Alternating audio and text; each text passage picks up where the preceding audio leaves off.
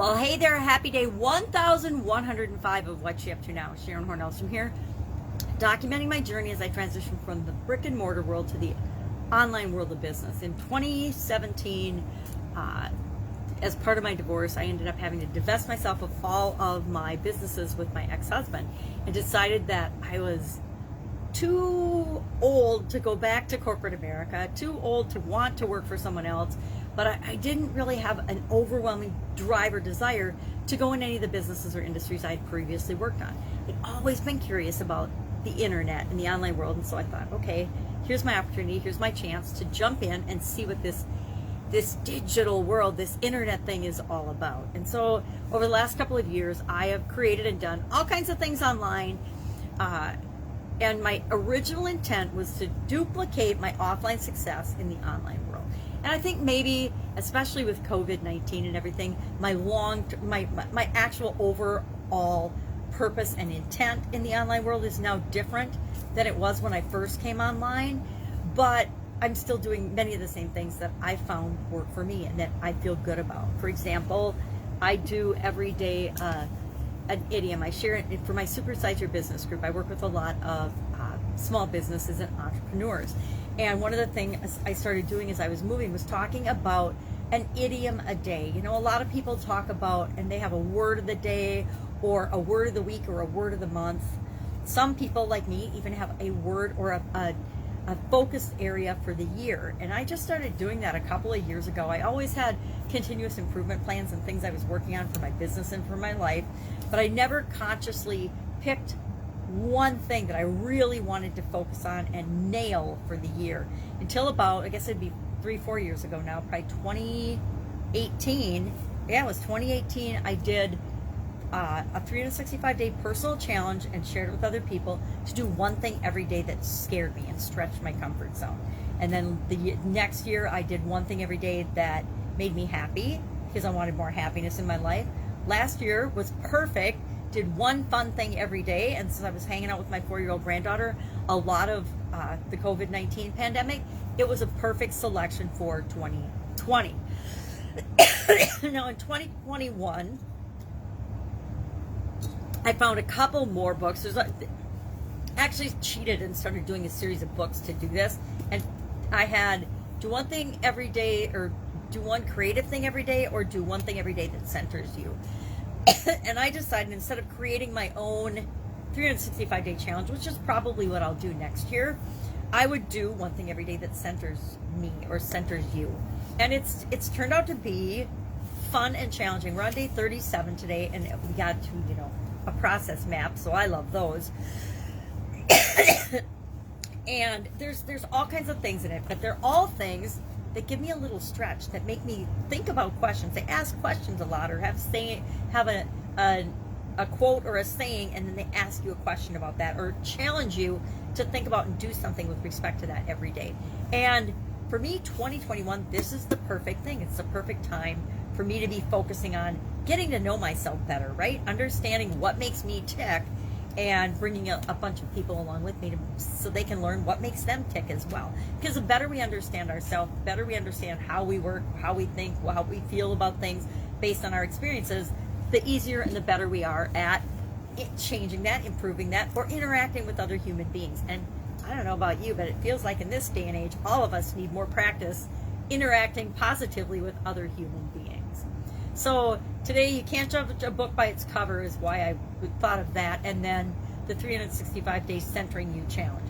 Also, today was day 6 of the Get Up and Go 30-plus day challenge.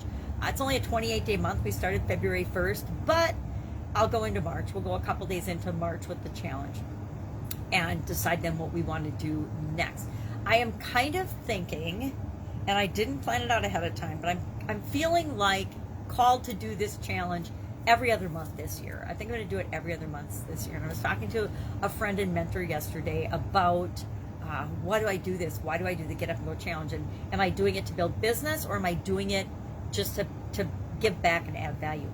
I am not doing the Get Up and Go challenge to build my business. In 2020, I saw a huge need to help people know what to do next, to figure out, because there was so much change and so many challenges hitting millions and millions of people. I mean, global pandemic will do that.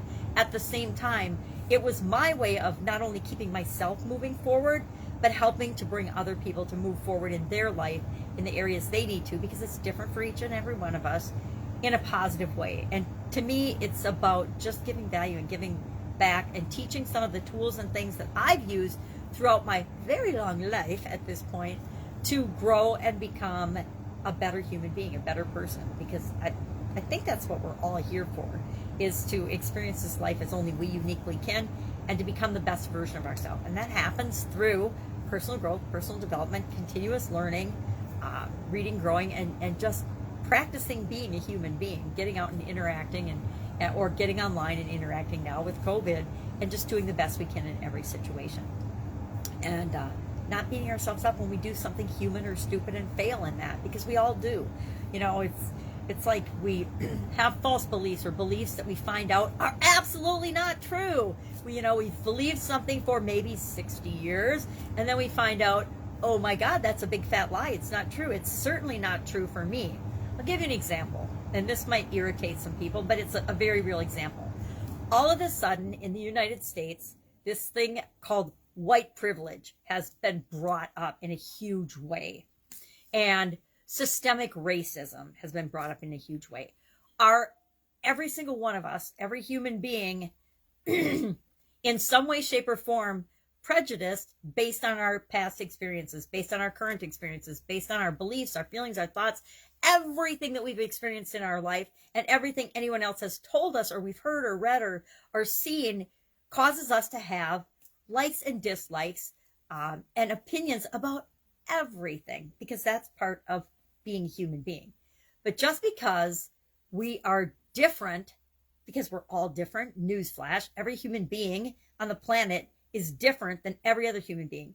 Think snowflakes. If every snowflake can be different, every human being absolutely positively is different and unique and special and amazing in our own way. So I don't think I've ever heard, I think I maybe had one conversation with a lady on a plane maybe 4 years ago about white privilege. And she didn't call it white privilege because the politically used term white privilege hadn't been invented yet.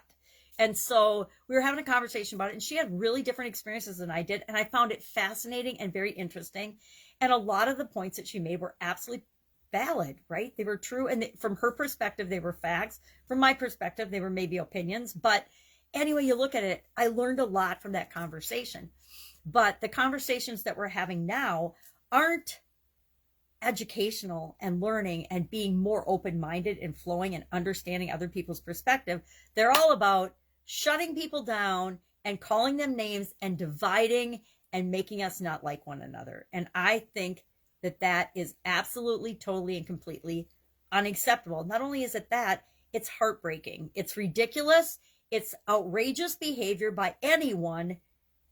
And if you look at it, if you have even a modicum of emotional intelligence or personal development or personal growth or thinking for yourself or education, you see this evil for what it is. You see the false beliefs and false narratives that are being presented for what they are: absolute manipulative propaganda.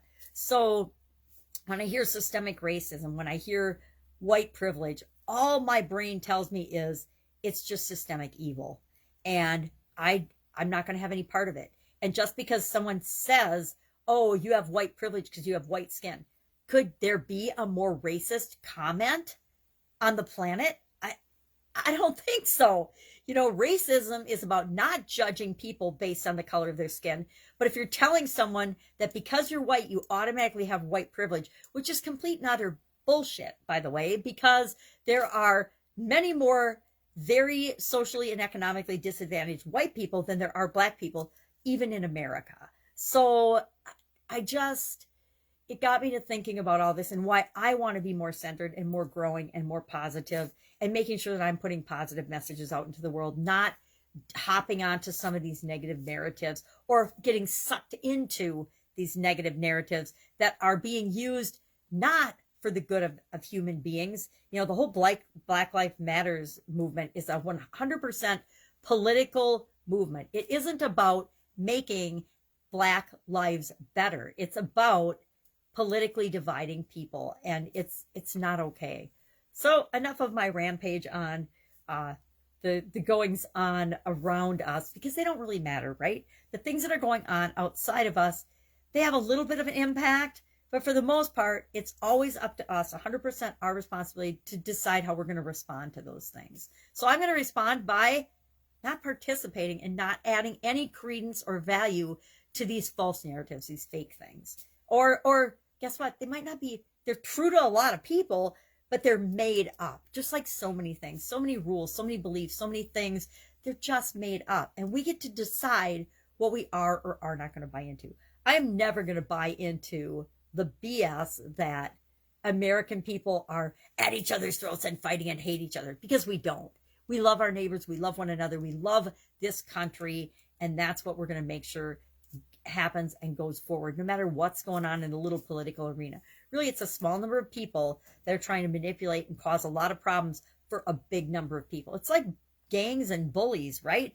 A gang and a bully only has power when you allow them to get away with their unacceptable behavior. And I think we're to the point where people are just going to start saying, yeah, no, this isn't okay. And more people are going to wake up to that. And instead of being woke, we're actually going to be awakened to the truth and what's really going on in our world.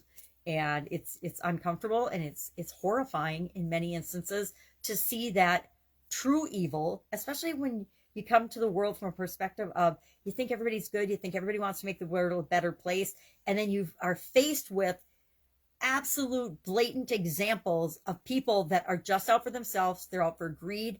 I call it systemic evil.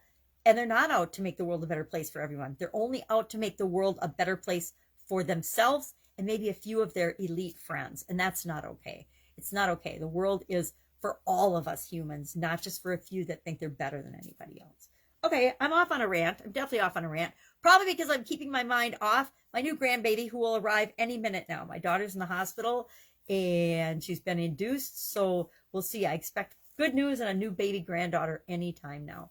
All right, have an amazing day. If I can help you in any way, I don't want to talk about politics. I don't want to talk about religion. I don't want to talk about sexual orientation. I don't want to talk about anything that doesn't add value to your life and mine. But if you've got a question about anything related to businesses, related to online or offline businesses, related to processes or systems, related to quality, or how do you possibly keep going during this pandemic because you're just stuck and you don't know who to ask, just hit me up in the comments below. Otherwise, I'll be with you tomorrow with less pontificating and more, I don't know, of a positive subject, I guess. Have an amazing day. Bye. Catch you tomorrow.